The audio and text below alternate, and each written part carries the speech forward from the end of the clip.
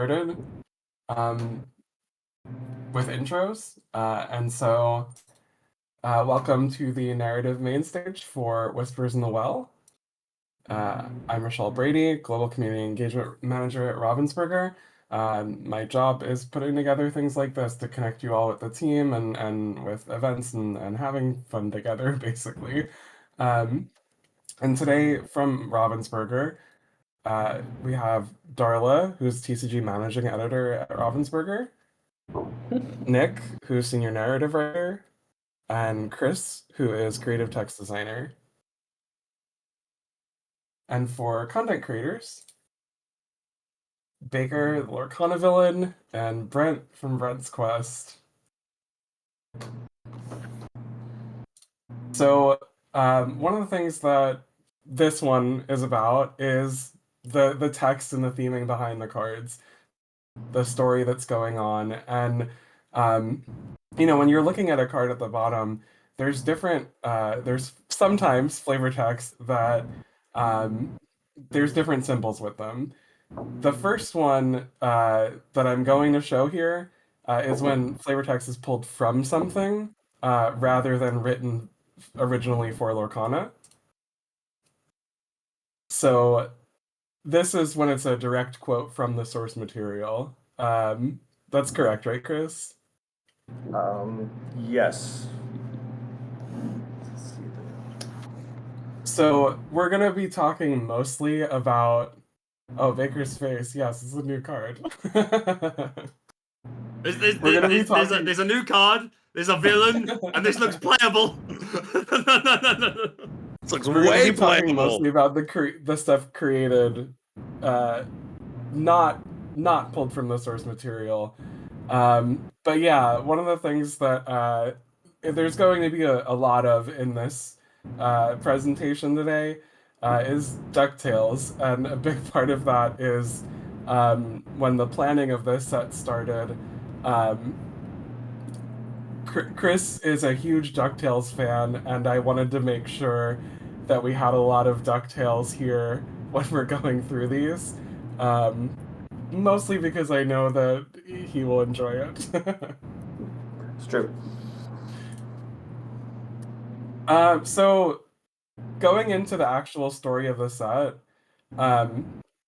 we've already seen so far some of these, like, the ghost hunters that are sort of at the beginning of the story, and I was hoping that you guys could talk through that, where there's these lore cards and the cards in the game itself that kind of deal with this, like, inciting incident, I guess, that, like, kicks off the story. Yeah, so is that one of the lore cards we got up there?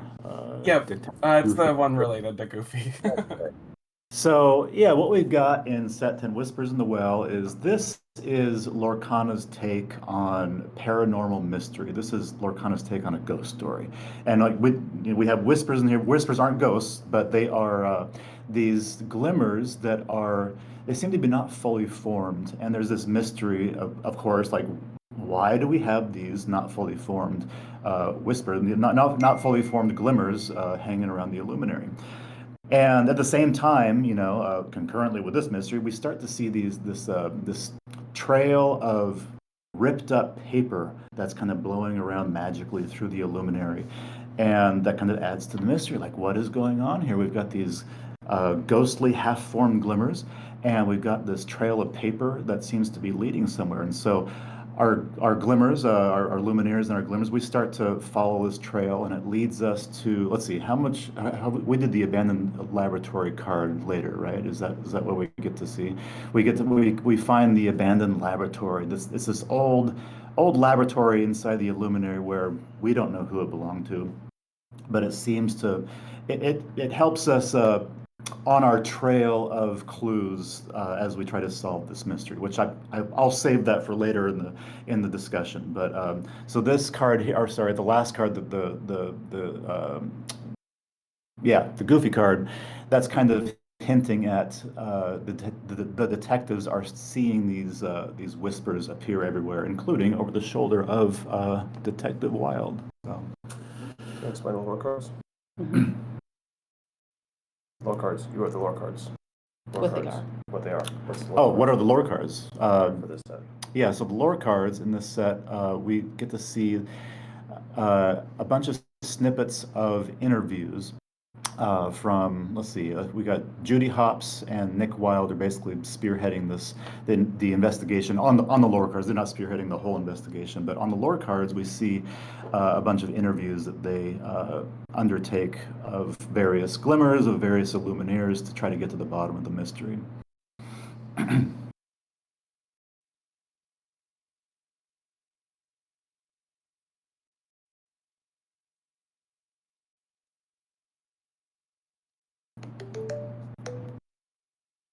Baker mentioned wanting to read the text on this one on the bottom, so you can go ahead and read it if you want. Sure.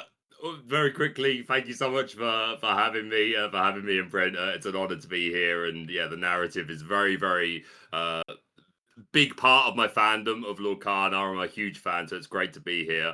Yeah, sure, okay. We'll try and get the Mickey Mouse and then go a little bit more feminine. I don't know. It's hard to catch a ghost without going somewhere spooky. Is that good enough? I don't know. Killed it, Baker. Killed it. I closed my eyes. And I was like, when did Minnie come in here? Oh, do I have to do the full lore card? Is that all Minnie? Transcript of an interview No, with the... Oh, no, that's- that's with Venturo. that's Okay, Ventura, I'll hand the reins over. Although I do want to say, Richelle, I love me some voice acting, but putting me next to Brent is like, that's not a fair fight. I have no chance against this man, but I am excited to hear him read some of these tonight. I bow down. It's an equal tennis match, man. We're gonna have a fun time. Oh, We're I gonna have wonder if they disconnected over there. Okay, so one thing that we can do in the meantime, real quick, Mhm. I have a bunch of cards set aside for just this occasion, right? The two of you like to read flavor text. And so we'll do some of them right now. Let's I go. love it. Let's do it. You want to be Mickey or Goofy? I'll be Mickey, you be Goofy. I feel a bit more confident with Mickey. All right. You ready? Yeah. What is that thing? Gosh, it's hungry. That's what.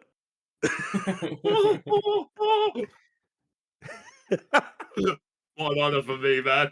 My first piece of voice acting with Brent Mackay. Yo, what a moment. I love this art. Can I talk about this for a moment, Richelle, before we Sure, move on? yeah. Art appreciation, but also like again, it is super cool to see this art of like obviously we have a lot of cards that are the whispers or the glimmers, the fully formed ones inside the Inkwell cavern and sort of like existing inside that specific Lorcana domain. Whereas this Mickey and Goofy kind of feels more like I don't know, more like they are representative of us, the Illumineers, like traveling the Inkwell Cavern and like the experiences and kind of getting to see a little bit more about it. I'm just a big fan of this artwork and like seeing more of the narrative played out like across cards. It's just very cool. Yeah, we get to be a part of the audience with them, right? Like they're in this boat. It seems dangerous, and it's like we get yeah. A great point, man. Great point. That was a All fun right. one to write. Like we enjoyed good one. The flavor on that one was fun to write. I remember writing that one. I remember that meeting with Darla actually when we wrote that one. Yeah.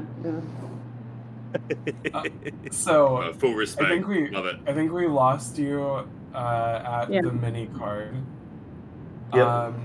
But we can. Sorry, what? We're just Scary. shy for. So then we're back. Here we are. We got spooked. We had to collect ourselves. So yeah, that kind of brings us to the beginning of the set story, right? Where this incident happens. They think that there's ghosts, but there's actually these ethereal whispers. And one of the things that's kind of cool that you guys get to do is these like original elements of Lorcana that get to be kind of pieced out in here a little bit here and there. There was one thing that was revealed, I think, over the weekend that that Baker was really excited about. Can you guys Oh, talk yes, a little bit I was gonna about say, there's this one? Yeah. Yeah, absolutely. There were a lot of things I was excited about over the weekend, Richelle, so that didn't narrow it down, but this is definitely up there. I would love to hear a bit more about this. Yeah. Bet you would. It's a fun one. Touche. So there's this guy called the Sultan. Uh-huh. Yeah, he's Some mysterious sultan. No, Playful So- monarch. So originally, I'm trying to think how much I can say, how much I can't say to discuss with this one. But no, I think this card in particular helps identify that some of this is related to the curator, and that the laboratory that we found at one point did belong to the curator, like the laboratory there, like that is, I think we can confirm that with this card. So I feel safe saying that. It was the curator's laboratory. Now, what that means for everything else, I'll let people draw their own conclusions from. I'm not going to go too deep into it story-wise beyond that, but it was, that's why you have a lot of the technology, like the ink amplifier that's in there. But originally we were going to call it the curator's laboratory. We thought that might be too on the nose, so we kind of shifted it a bit, but with the Sultan card kind of helping to kind of tie it back around again. So but most definitely that it was the curator's laboratory at one point.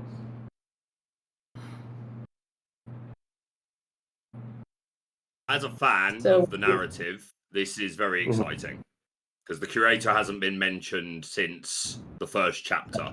Step one, yeah. Yeah. Right. We've it's one of those things, trying to develop more with the curator and finding ways to bring it in while not drawing focus from the rest of the story that we want to tell, because we don't want to get too deep in the weeds on Lorcana's past necessarily. We don't want to get too deep in the weeds, especially on the cards. We want to make sure we're telling the story of that particular set.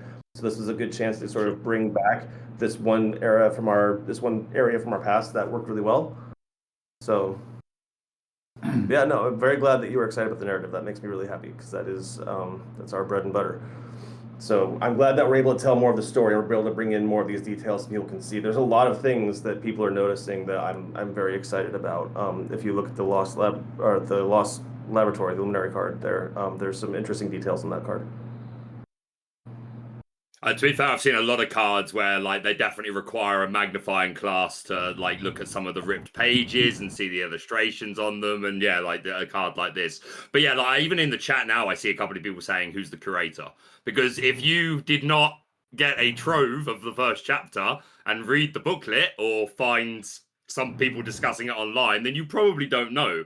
And I think, like you just said, you don't want to think too much about the past, and you want to allow the current narrative to be the main stage. But I think a minor reference right at the beginning and then nothing for 8 sets is perfectly reasonable. In fact, I kind of greedily I want to know more, but I do think it's a nice pace, right? Because you've let the other storylines breathe, right? We had Ursa's return, we had the reign of Jafar and Arcasia's Island and all that, and they deserve their space. But it's just really exciting to see this character come up, because again, if you are wondering still who is the curator, then in the first chapter booklet he was described as basically being the beginning, of the Illumineers in the Great Illuminary, and that was kind of it.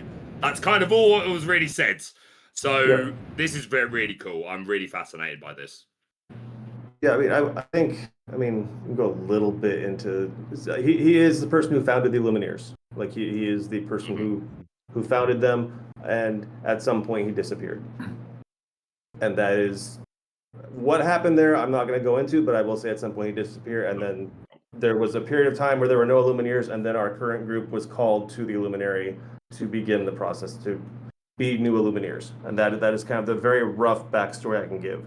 Right. And I see Arcasia mentioned in the chat. Yeah, she was part of that original crew of I don't want to use the word ancient, but former Illumineers from the time of the curator. Yep. And then he he's gone. He disappeared.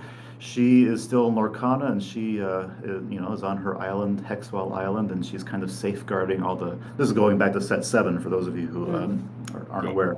Set 7 and 8, where we meet Arcasia. She's on this island, and she's safeguarding all this ancient technology that she perhaps helped develop, and she was an inventor, of course. But yeah, the curator was. Yeah, he was I guess you could say one of the first, or the first Illumineers with that group of helper Illumineers, of which Arcasia was one. Yep. And we still get to see Arcasia to this day, and I hope we get to see her again, but we'll see. Yep. So, Feature us.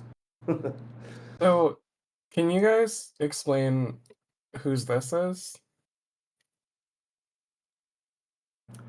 I'll let you draw your own conclusions. It's an enigmatic. It's enigmatic. I mean, I would just say, whose lab is it? I don't know. It's Well, I mean, a lot of this is really from the viewpoint of the current Illumineers and Glimmers.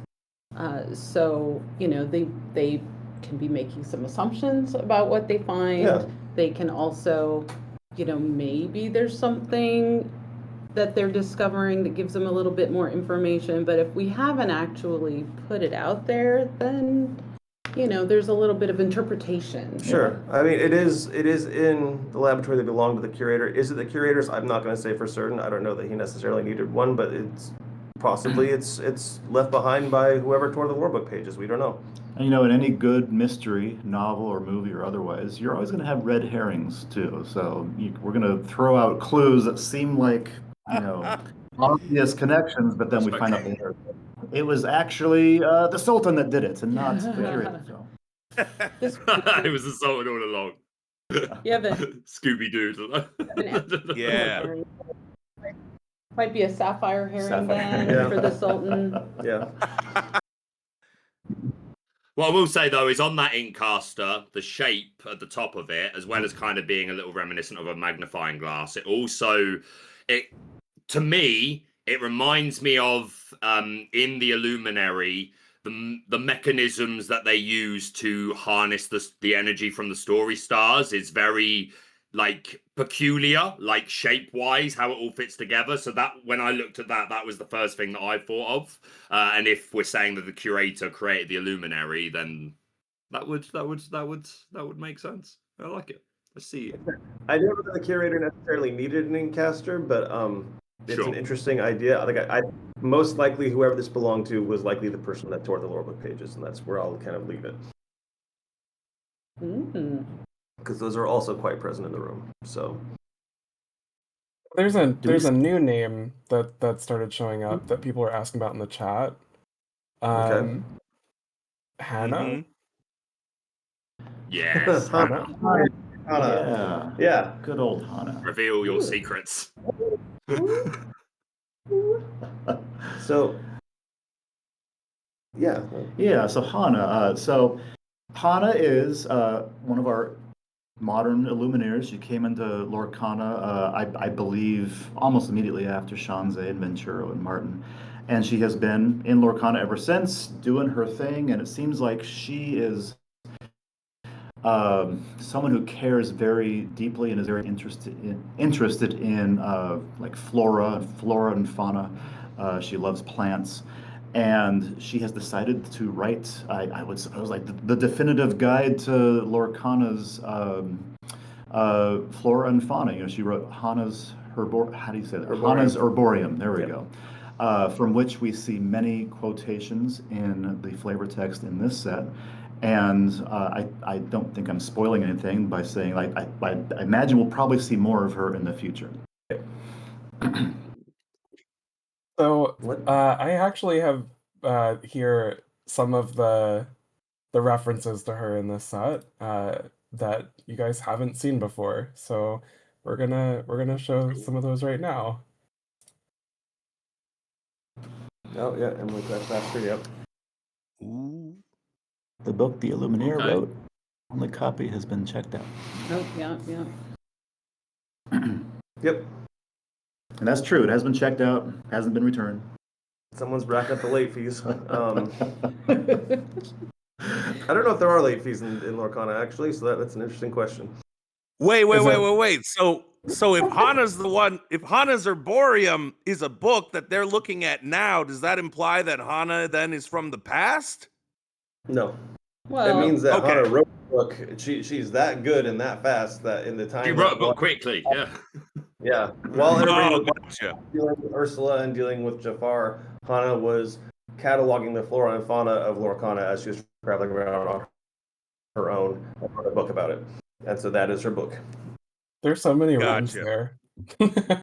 Yeah. Flora, Flana, Lorcana, Anna. dropping bars. When's the rap album of Lorcana coming out? That's what I want to know. You got to lure yourself in. I don't know to tell you that information. That's right. Oh yeah, Chef Louis. Oh, I'll pull it up next to you. as you must Hang do. on. Le Poisson. Wait, which one? Okay. Do you guys Are we wanna, rating? do you guys want to try to do like a narrator voice, one of you? A narrator voice or Brent, Chef go for Louis? it, buddy. I'll read it like, yeah. When added to a clear soup, the pale, triple-painted leaves of Trispritris can have a restorative effect. Caution! Do not confuse it with 3 thorns, which causes itchy rashes. That's Hana's awesome. Herborium. That is a bore. Oh, that was I want you wonderful. narrator, like our third person narration voices, please. And Hana sounds like that, actually.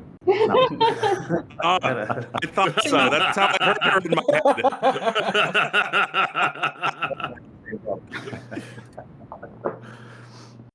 head.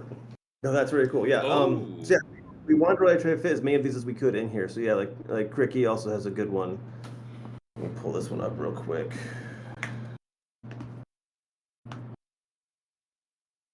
I will say, like, it's Yo. a surprise. Like, I think I definitely assumed, and judging by the reaction, I think others in chat also assumed that Hana was another one of the Illumineers of old, like Arcasia, that we were suddenly like gonna, start learning more about these ancient Illumineers. So to hear that she's a modern day Illumineer that came, like, basically came into Lorcana not long after us, quote unquote, and she's been kind of off doing her own thing and living her own story. That's super interesting, and it makes you think about, are there other modern Illumineers that we don't know about who may come up in the future? Who knows? Interesting. Yeah, because thus far it's kind of felt like the Illumineers we're following now have been like the first new ones in like a long time. So I guess that there's even more lore to discover there. Absolutely. I mean, there have been more and more Illumineers coming in after our initial 3. So that we didn't just get 3 Illumineers. We've had more coming in.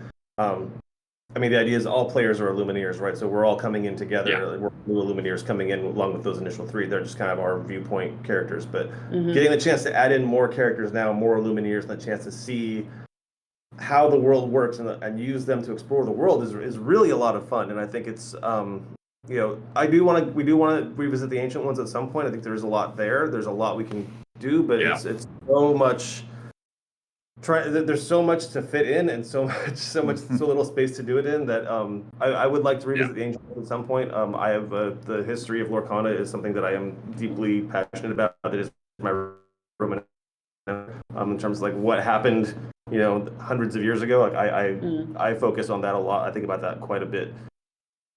Oh, I could talk your ear off for hours, mate. Really good. I'm the same. I'm so fascinated. My headcanon for what's happened is very interesting and probably not at all usable. I'll say like we don't add characters like Hannah in willy-nilly, like, oh, let's just come up with a new Illumineer, call her Hannah. No, she's got a backstory, she's got a history, she's got a personality, which we're not going to talk about right now because it's not important for this particular set. But sure. She is a very carefully designed Illumineer that we learn a little bit about now, and we will likely learn more about her later. One of the things that I do enjoy doing, particularly cards, is setting things up far in advance. And I'm sure people will note there's lots of things that we've been set up that may pay off at some point. We can discuss some of that later on in this very episode, I think. But yeah, it's good to set things up, and so that way when a character does appear, then you have some hinting that like there was someone here, there's someone developing. So it's a good chance to give a slow intro to Hana and give her like a small highlight before she appears later on. Yeah, and you can see the different ways to, if there are other Illumineers that are coming in, how do they show up, not just in the story, but for the other Illumineers and Glimmers. Again, it's that POV thing. So with all of this mystery going on and this investigation, it makes sense that they're looking for resources and using what they find as they're checking out all of the discovered rooms and all of this. They don't know how it all fits together, right? So they found this guide to a lot more of what's out there than they've seen before. Yeah, because our main three have been really focused on their particular things with Ursula and Jafar, but there's lots of people doing lots of other things. They have their own adventures they're having, their own things they're focused. It's kind of cool to see. I'd like to give that window. Yeah.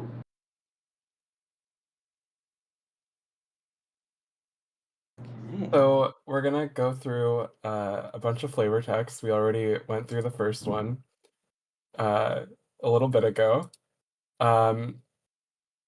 Also, people in the chat noticed something about the slide. You're gonna notice it more probably throughout this. It only counts for one. I'll just leave it at that. The people that saw it know what I mean. Brent, you said you wanted to do a Horn King flavor text. It's short, but here's one that you could do. Short but impactful. Away from victory. Oh my gosh. I'm gonna need that one more time. You cut out the beginning. I feel like we were robbed of half of a beautiful thing there. Can we roll it back? Can we get one more? We're running it back. We're running it back. During your turn, if one or more cards have left, I'm just joking, only moments away from victory. There you go. I saw this guy, I was like, yo, I love this. The Horn King, let's go. So sick. So sick. Really need you to just come in and read all the cards. Like we do like the reviews in house for the cards. Like we need you to come in and read like all the cards.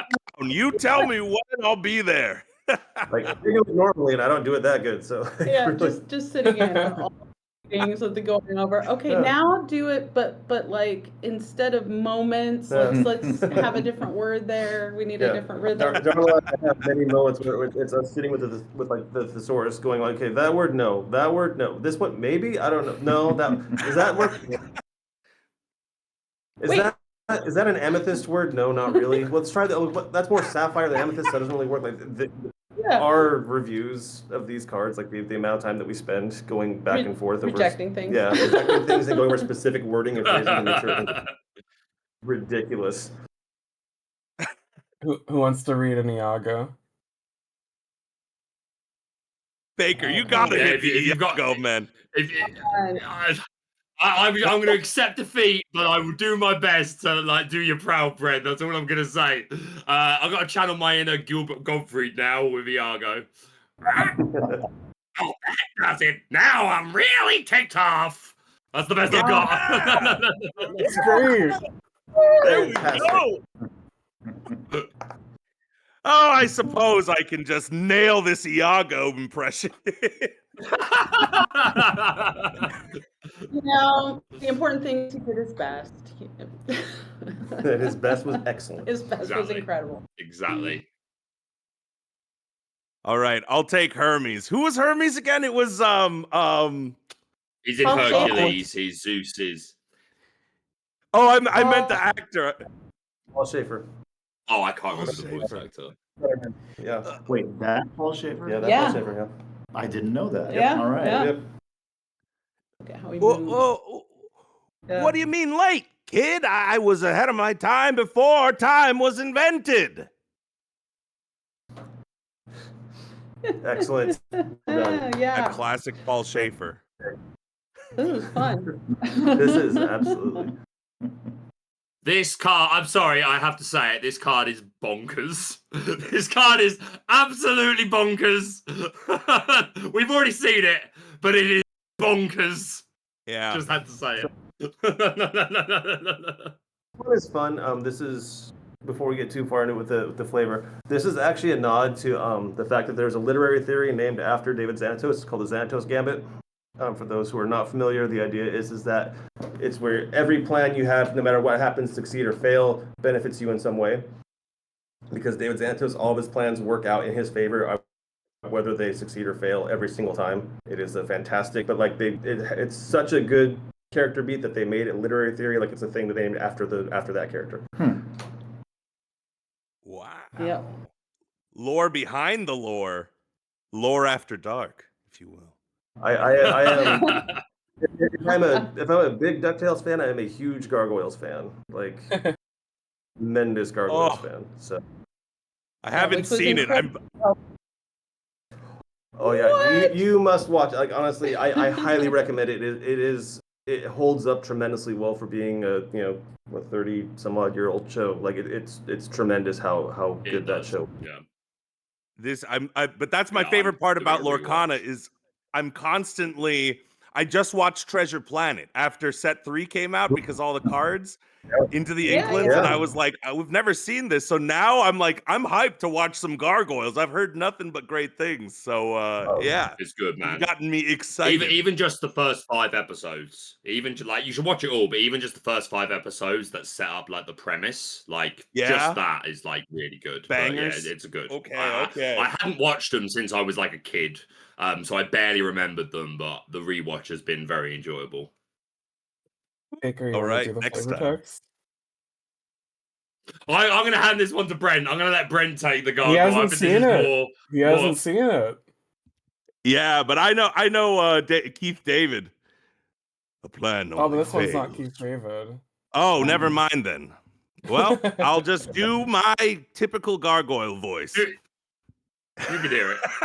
It's in your head. A plan only fails when you don't learn from it. And my plans never fail. How'd I do, narrative team? Excellent. 1 to gargoyle. How did I do? Yeah. If you're not a voice actor, you should be. Yeah. He is. You're not going to believe this, narrative team. But do I have an interesting fact for you?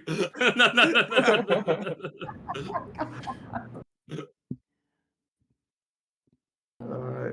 Okay. Oh, this one. Okay. Yeah. I remember this one. We had trouble with this one. This is one of the more serious cards and characters that we deal with all the time. He's really very. So this one, the flavor on this one was fun. This is one of those cases where initially a lot of the stuff that we tried was like him like trying to help someone up and how would you help someone up, and it wasn't going anywhere. It just felt very flat. And so then I was like, well, what if he's giving it and like, here, hold this, I'll be right back. And then that turned into a whole thing. So sometimes we've been looking at a thing for like, 2 or 3 hours, and then suddenly you get real punchy about it. You find the stuff that's really funny and strange, and that's when it works. This is just the funniest card. The best flavor text is like when I feel like I saw this in one of the movies. Like this just feels like this actually happened. Yep. The highest compliment I think I've ever gotten is when Disney's like, "That's from the movie, isn't it?" It's like, "No, it's original." And they're like, "Really?" It's like, "Yeah." "Oh, that's cool." It's like, "Yeah, it is cool. Thanks." Yeah, and I think most of the people on the team have some character or other where they've got the voice so solid in their head just from being a big fan or seeing things over and over again or just really enjoying that character that there's different people that we can go to and say, read this. Does it sound, actually read it to us. Let's hear it, and we can tell whether it feels right or not. But I really enjoy coming up with the version names that go with these sorts of things. Just sort of, they can either tip you off or just be just kind of for these kinds of characters, or can it just be kind of fun? Yeah. Who wants to read this one? I just want to say everything about this card is really funny. I didn't even notice the name of the card, Helping Hand, until after you said that. It's pretty funny. The foreground and the background being the most terrifying thing, but Olaf's big old smiling face is going, "Hey!" Yeah, that's what struck me first. When it first popped up, I was like, "Oh, this looks really dark and edgy," and like, "Oh, there's Olaf's just smiling face." Like, so I do like that contrast. It is very cool. Brent, Yeah, I have a terrible Olaf, so if you've got a good Olaf in you, then you cook this one as well, brother. I got a terrible one too, but let's do it. Let's go. Do it, brother. I want to hear you cook. Here, hold this while I get help. Try not to go anywhere. Brilliant. Love it. Oh, that's great. That's Love great. it. It's the personality, right? Yeah, It's just yeah. the personality. Yeah. Fun. Also, try not to go anywhere when you're stuck in a pit is fantastic. I think what you guys called out too is something we talked about with the creative team last week. Is like, yes, this set has a lot of things that are like a little bit scary or not so scary, right? But like these kinds of moments where something's cutting through the darkness, I think really helps it still feel like Lorcana. Yeah. Yeah, it's just like a good You- movie or book. Yeah. You have the comedic everything moments needs to help. comedy relief. Yeah. Yeah. Yeah. Helps clear the tension a little bit. Oh, so here's our shift baloo. Baker, you gotta have a good Baloo. It is deeper, so it's closer to my register. Look for the bare necessity. Yes, done that. All right. I'll tell you, for a spooky forest, this place is all right. Plenty of berries, lots of trees for back scratching. A bear could do a lot worse. There you go. There you go. Phil Harris in the house. There you go. Fantastic. Well done. Yeah, no, it's vanilla. Vanilla cards are always fun because it gives a lot of space to show off and try to hit things in voice. And so it's always fun to get those ones. I just, yeah. And like I said, Phil Harris is a great voice actor. It's really fun to listen to him talk over and over again so you get the voice down right. Oh yeah, yeah, and it, you can do it with so many different properties. Yeah. But this is kind of related to like the Olaf one, but more neutral. You've got other characters who, no matter how spooky something is, they're gonna be who they are. Yeah. So you might see him in a situation where there's more tension, but at some point you just gotta chill and enjoy your berries. Yeah. Get a back scratch in. It's all good. Doorway in the background is certainly grabbing my attention, though, I will say. This one is a good example, I thought, of like sometimes there's flavor text that's not actually the like traditional flavor text. Like you're able to fit in the feeling of the character in the ability names.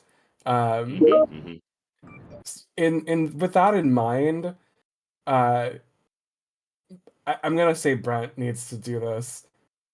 Can you read the card text as Flash? You got it. We'll see. Wait, how much time we got left? Same page. Same page. All right. Hold your horses. This character enters play exerted. Deep research. All right, I'm not gonna go. You're good. I forgot that his name was Flash. That's too funny. Yeah. Record specialist. Yeah. Okay. So he's in the abandoned laboratory, isn't he? Is that where he is? Yeah. Yeah. That's the window behind him. Uh-huh. Yep. Okay. Inventorying the stuff they found, I'm guessing. And on the wall behind them, they got like Lot- the wall where you put the clues and you start drawing lines in between them. Way over to the left. Yeah. Yeah. Yeah, is So this lots the of clues in same? this one as well. Same one that shows up on the back of the lore cards. the lore cards, It's inspired or by the same this. kind of Yeah. thing. Yeah, same kind of thing. So yeah, kudos to the art team. Again, I can't shout them out enough. Like the art on this set is absolutely gorgeous. Like every single piece is just well beyond like when we were originally talking about this set, and I was like, my two things I love are noir and spooky stories, and it's like we should do both of those things in one set because I want to be in charge of the set at the time. And they're like, yeah, we can do that, I guess. And then like the art team just knocked it out of the park. That was amazing how much they did that. And I think out of all the sets up till this point, I think this is probably the set where the narrative, the card design and the art really just come together into this beautiful, a theme that or a package that just nails the theme of paranormal mystery and ghost stories and everything. It's just, I love how it all came together. Yeah, super great. What I appreciate is you even just saying, yeah, that's the window right behind them, which means that you had to communicate to the art team. Like there are threads and like levels of thoughtfulness throughout, like woven throughout, that I just really think is awesome. That's crazy that you recognize the window. Of course, he's down there. Absolutely. Yeah, no, it is really cool to see it. And the amount of effort that went in on the art side of figuring out like what these spaces look like, and so you're looking at the laboratory versus the caverns versus the ruins versus the forest versus whatever else you have, the spires, and all those things looking different, and how much they were able to communicate that in the backgrounds of cards and just the light sources they've used and all that. It's amazing. Like I could talk about the art in this forever. Like it's so beautiful. Yeah, just the tie between you and the artist. I mean, how wonderful. Yeah, it was a daily conversation while we were in development. It was a daily conversation with the art team, the design team, just to make sure that all the details were just right. This last one isn't. I mean, there is flavor text involved, but this was more putting in for Chris. But you guys can both kind of can tackle this one, or I guess two. Ta-da! Okay, who's singing it? Who's singing it? Oh, Chris has a policy that he's not I do not sing. sing. I do not sing. No. Or rewrite his. Should I just handle that one and then you can do the other one, Brent? Yeah, you kick it off, and then we'll come back for the end part. All right. Should we just go from the chorus? Because it's a long verse, right? All right. DuckTales, ooh. Every day they're out here making DuckTales, ooh. Tales of daring, do bad and good DuckTales, ooh, dude. There you go. You were just gonna sing "Might Solve a Mystery." No, it's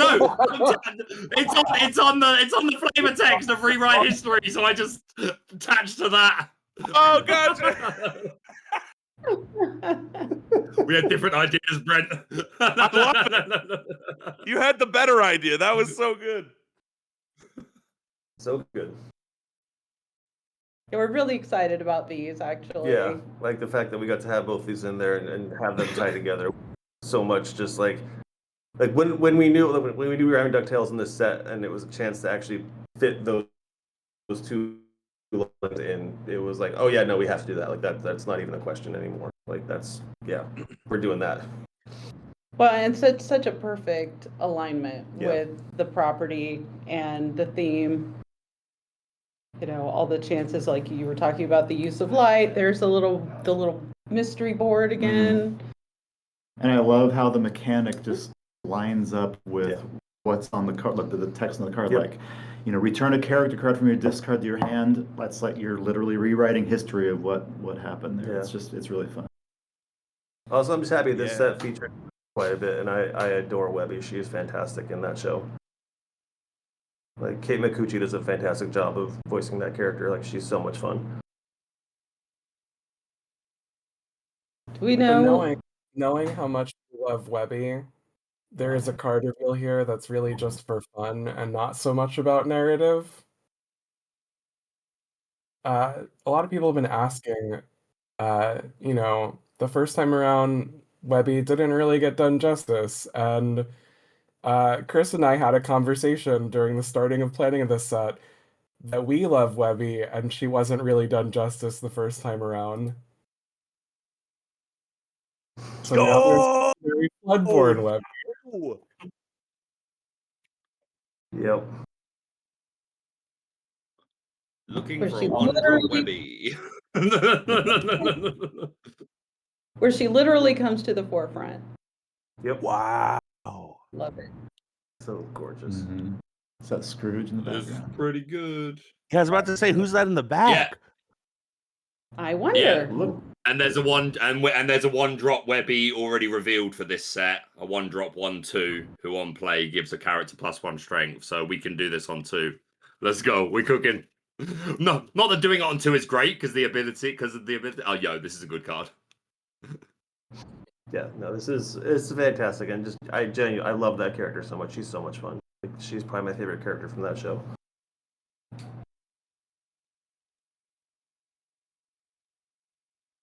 Caster? right there. Yeah, that's an Incaster in the back too, right? On the right? Yeah. Oh, Looks like it. How'd that get there? Let me Interesting. refresh my memory. Yeah, sure. Looks like. Yeah. And is that Scrooge in the background? And is this the alternate POV? We had a Scrooge revealed a few days ago, an amber one, who, when you play a character with boost, you can immediately put the top card of your deck under it. Is this the alternate POV of that card? Because that's the vibes I'm getting. Can you confirm? Can you confirm or deny? Hold, please. I'm sorry. What's the other card? Oh, please, fair. Hang on, I'll find it. There's a Scrooge that was revealed to be coming out in this set. He's in amber. Amber Scrooge. It is, yeah, this one here. Oh, yeah. I would say. Is that meant to be him? There's a good chance. I would assume so. Yes. Yeah. Excuse me. I think that fits absolutely. Yeah. That's still the same in the background. Oh, yeah, too, yeah. right there, Same so- stuff, same yeah, items. stuff. Yep. Let's go. Just had to do some double checking on a couple of things. Yeah, no, I think that's it. Sure. And that's, again, a cool thing with the art team that they can find ways to tie the two cards together that way. Like, again, kudos to them for making that fit. Like, it's really cool how they do that. Oh, that the Webby card there, too, in the chat is really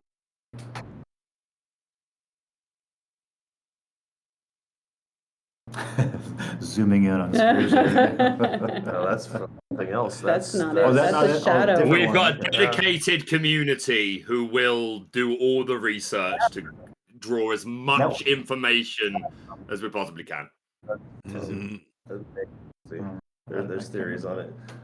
Yeah, no, I think, again, kudos to the community. Like, I really do love the support you all are giving our story here. It's really cool to see all the theories and see the people seeing the clues and picking up what we're putting down, and sometimes not picking up what we're putting down if they miss certain things that are hidden. Mm-hmm. So, which is kind of cool too. But it's really fun. I love the enthusiasm of this product. That it's really cool to see. We feel very appreciated. Like it's really cool. Very much. Yeah, I think there was a lot of, not that we don't put ourselves into every set, but with this one, you have all of the different pieces that they're putting together, and then it gradually becomes a picture and everything that we really identified with the Glimmers and the Illumineers experience as we're putting this one together, because we really want to give you guys that same POV and that same experience of being able to take all the pieces and put them together in interesting ways, and get to see a little bit more of the story from different POVs. Yeah. So we do have a few minutes left. Is there anything else that you guys want to ask of the narrative team while we're here? I've got a I question definitely I'm have burning something, to but ask. Brent, you start because I think I know what you're going to ask, and it's everyone wants to know, so I will follow up after Brent. Okay, so we've had our big bads, right? We've had Ursula as the big bad, right? We've had Jafar as the big bad, and I think the question on everybody's mind is, who are we setting up to be the big bad of this? We'll call it a season of Lorcana, and I'm wondering, confirm, deny, or no comment. Is the fact that we're getting Hades as an iconic, perhaps a clue for our Lorcana detectives that maybe he might be brewing up some mischief in the background for the next few sets?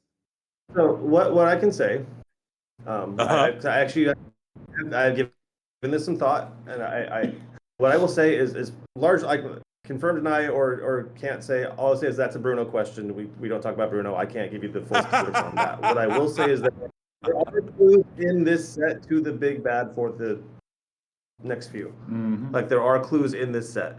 That's the best I can give you. Okay, because a lot of people were like, "Ooh, Hades out of nowhere, iconic," and it got my brain going. I wonder if there's more here. Fair answer. Specifically layered in clues in this set as to the big bad. Mm-hmm. Oh yeah. Always planting those seeds. Yep. And that kind of leads nicely into what I want to ask, which is very similarly themed in concerning big bads, but going a slightly different direction. So yeah, like again, Hades is I think a strong contender for the community as a prediction for who might be our big bad. You've mentioned there are clues, but Hades was kind of teased last season. There was a sapphire card of him which specifically referenced about waiting for his time while Ursula was doing her thing and Jafar. So it's kind of been teased for quite a while now. So if those were the seeds that were leading to this quarter and then it being this set, love that. Maybe it won't. It's a Bruno question. Totally respect that. But there is another character who I foresee being a big bad, if not this quarter, then potentially in the future, who I think we are seeing the seeds laid for right now. The cards that I will mention to allure to this were, we got a teaser for Turning Red, which is coming in the future. There was a official piece of art.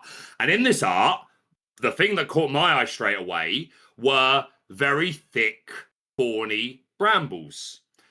Very much reminded me of the thorns and brambles that were made by Maleficent in Sleeping Beauty when the dragon was facing Prince Philip.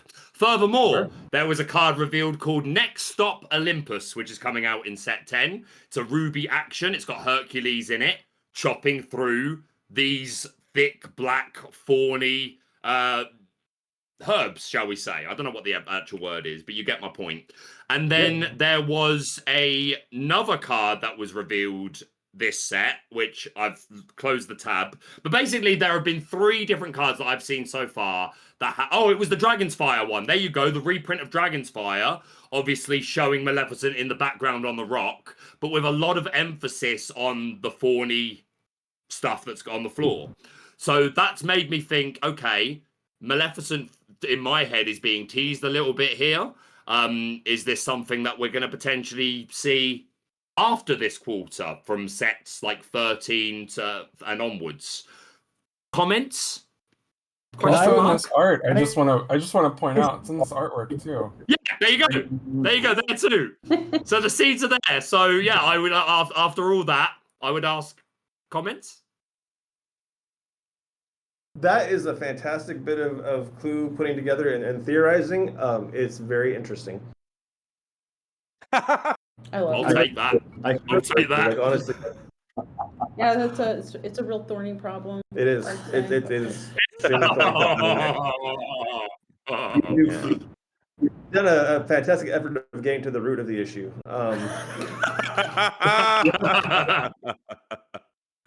What a prickly answer. But no, beyond that, like, we can again neither confirm nor deny that Maleficent is involved in any way, shape, or form. All I will tell you is that there are clues in this set that lead to the big bad. when you get to that point, you can look back at 10 and go, oh, now that they were setting that up. And that's the best I can say. But I do, like I said, I mean, That's enough for me. When we're doing this story, we're playing the flavor text on the cards, like the Hades thing, for example, like that is something that was, in set 4. Wow. In set 4, we set that up, and it was one of those things that was just like, that would be a really cool thing to set up for the future. And then, we will get to that when we get to it. I like to set things up and then pay them off just, as time goes by. And I love that. And I thank you for it, because I love that. Yeah, where it's like, 5 years down the line, oh, hey, that's a thread that someone pulls at. So yeah, I set a lot of stuff up well in advance in the flavor to see what we can do and pay it off, and to give the narrative team lots of things to put together to pull, so they can say, like, here's a list of all the things we've set up in the cards. What stories do you want to tell in this set? And then the narrative leads like Nick and our other team members will then go through and look at it and decide what, if there's something that they want to kind of poke at. So it's a lot of fun. Well, it took us 2 years.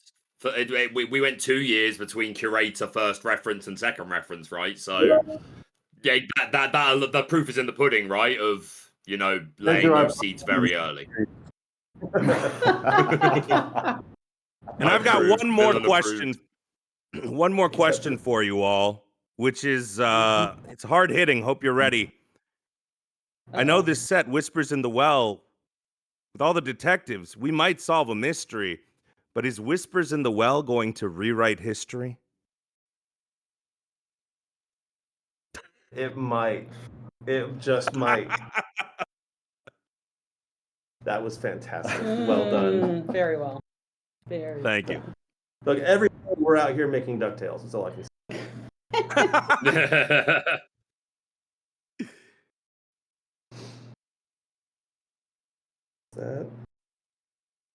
All right. I'm fresh out of questions. Baker, you got anything?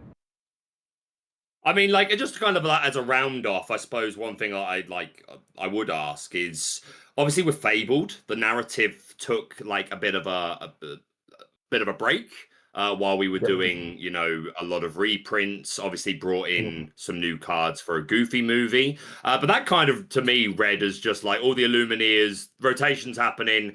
They all just sat down and watched a Goofy movie for a set, which I think is a wonderful way to spend your time. But did that break in the narrative influence how you were going to come into this set? Was that a big factor, knowing that you were taking that 3-month space without really contributing to the larger narrative? Did that affect the way that you approached Whispers in the Well and how hard hitting it needed to be? I mean, I would say, you don't want to have big things happening every single set, because that just kind of gets tiring. Sure. So we had just defeated Ursula, then we just defeated Jafar, and you know what? Our Illumineers just need to go back to the Illuminary and watch a dang concert. Yeah, they're going to go to a concert now. Similarly to set 5, where you had that kind of a break after fighting Ursula, and then we started the story, but it was 5 by itself was very kind of light. I think the same thing, like Nick said, you got to have the story rhythms. You got to have big things and then little things, just to kind of have a breather and to kind of, because if everything's, to steal a line from The Incredibles, if everything is a big deal, then nothing's a big deal. You've got to make sure that you're spacing things out a bit and giving things to breathe. And even in those low stakes settings, like right now, this is pretty low stakes. Set 5, the Shimmering Skies, pretty low stakes. You still had shenanigans going on in the background. You still had things happening that were setting the stage for the bigger things that were tomfoolery and hullabaloo. Shenanigans. Yep. Goings on. So many goings on. So I think we can wrap it up here. Just to remind everyone, Whispers in the Well pre-release is November 7th, with the wide release the week after, November 14th. Baker, where can people find you? People can find me on Twitter at Lorcana Villain, or on YouTube at Lorcana Villain, and on your TV screens if you're watching the live stream of DLC Milwaukee this weekend, which I am so incredibly excited for.